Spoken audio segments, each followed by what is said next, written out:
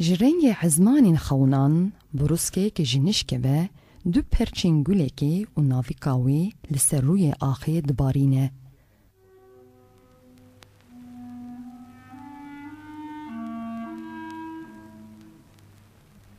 مروف دی جیانا خوده لی پرچه خوی دویمین دگره.